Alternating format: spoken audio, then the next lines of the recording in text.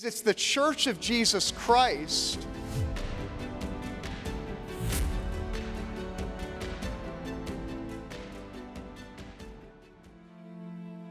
If the left has their way, effectively women's sports will become non-existent, because all someone will be doing is deciding, if they're not really successful on the male side, to be able to declare that they're female. The idea of having biological males compete in women's sports may seem like an absurdity, but merely identifying as female has opened the door for biological men to compete and win in many women's sports across the country. The issue of transgender sports, where men began to identify as women and compete against women and basically steal their competitions and their trophies, started several years ago, and it was very small. What we see now is that that's exploded.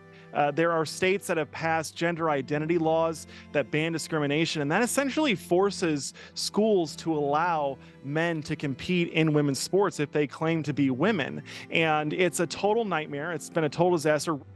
I think we're teaching people essentially a lie about what gender is, and I think that's leading to the absurdities that we see now almost on a daily basis. When we lie in public, we usher in all kinds of consequences: the obliteration of women's protective spaces and the destruction of women's and girls' athletics. It's the cowardly surrender of women's welfare as a sacrifice to the woke gods, and it's wrong. Women's sports received a special dispensation with the passage of Title IX in 1972. This allowed for women to compete against other women in sports, in schools receiving federal funds. Title IX was designed to ensure equal opportunities and fair play for women and girls across the nation. And in that respect, particularly in athletics, it's accomplished that role. But as we're seeing this assault using gender identity ideology, we're also seeing that those advancements, 50 years of advancements, are going to be rolled back by allowing biological men to participate in women's and girls' sports, and not only denying them podium spots or championships, but even the opportunity to have a place on the field. To compete at a high level in track takes years of dedication to a single goal. There's nothing more satisfying than crossing that finish line first. But running is only satisfying, and all that sacrifice is only worth it if the race is fair. It started from what might have seemed like a fair idea. The Connecticut Athletic Association decided that males who believe they are girls can compete against girls. But beliefs don't change biology, and the result has been anything but fair. It's hard to explain the feeling that no matter how talented you are, no matter how hard you train, how much you practice, how much you want to win, you've already lost before the competition even begins. Losing builds character, but only if the competition is fair. Up until recently, it was understood there truly are physiological differences between men and women. These differences give the men an advantage in sports, which is the reason for dividing male and female sports to begin with. But to assert that today will have you labeled as anti-trans and a bigot. Males will always have a physical advantage over females, and that's exactly why we have female sports. Science and common sense tell us that males are generally bigger, faster, stronger than females. They have larger hearts and lungs and denser bones and stronger muscles, and there is no amount of testosterone suppression that can undo all of these advantages. Males consistently achieve performances 10 to 50% better than comparably fit and trained female athletes. And so no amount of work that women do is going to be able to overcome these scientific and biological differences between males and females. Pushing transgender sports is a direct attack on women's opportunities, not just their opportunities to compete against each other, but their ability to get scholarships, go to college, and not graduate with a ton of debt. There's a reason why we carved out Title IX in the civil rights law. It was to make sure that women had an even playing field so that they could get access to the same scholarships, the same schools, and the same sporting events that men could. And the idea that we're going to erase all of this just because an ideology has taken over higher education, is now starting to take over public education, K through 12, it's absolutely preposterous. We can't let it stand. Riley Gaines has been swimming since she was 4 years old. As a student at the University of Kentucky, she won multiple awards. In college, her routine involved swimming 6 hours a day. I was a collegiate swimmer. Really, I swam my whole life, like most collegiate athletes do. I went to University of Kentucky, where I very proudly was a 12-time All-American, 5-time SEC champion, SEC record holder in the 200 butterfly, making me one of the fastest Americans of all time. 2-time Olympic trial qualifier, SEC Scholar Athlete of the Year, SEC Community Service Leader of the Year.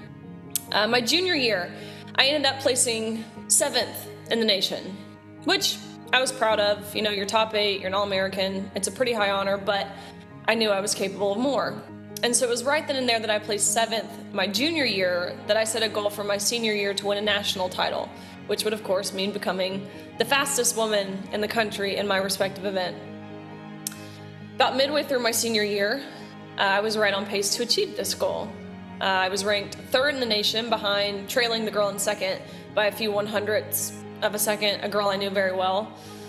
But the swimmer who was leading the nation, by body lengths might I add, was a swimmer that none of us had ever heard of before.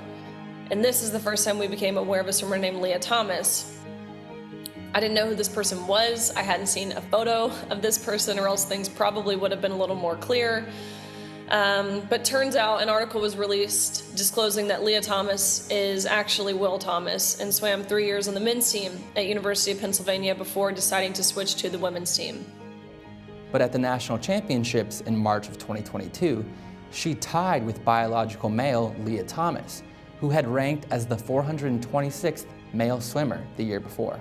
He and I raced against each other in the 200 free, which ultimately resulted in a tie, meaning we went the exact same time down to the 100th of a second. We got out of the water, we go behind the awards podium where the NCAA official looks at both Thomas and myself, again, Thomas towering over me, and the official says, "Great job, you two, but you tied, and we only have 1 trophy, so we're gonna give the trophy to Leah.